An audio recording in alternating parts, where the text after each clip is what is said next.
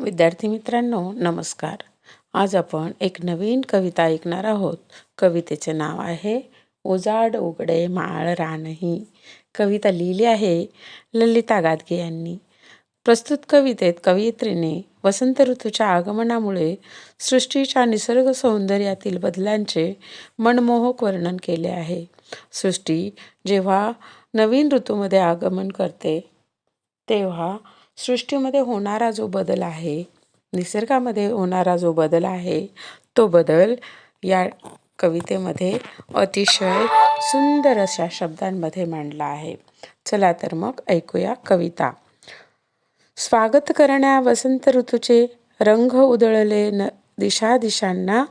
बेरड कोरड इथली सृष्टी घेऊन आली ती नजराना.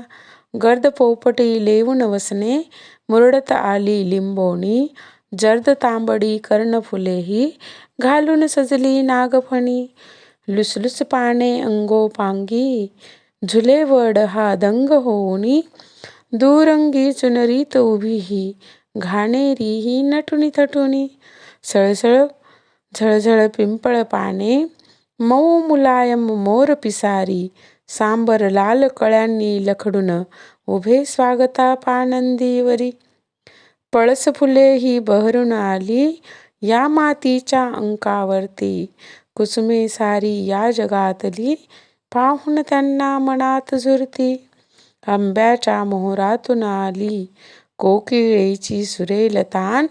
उजाड उघडे माळ रानही गाऊ लागले वसंत गान. धन्यवाद.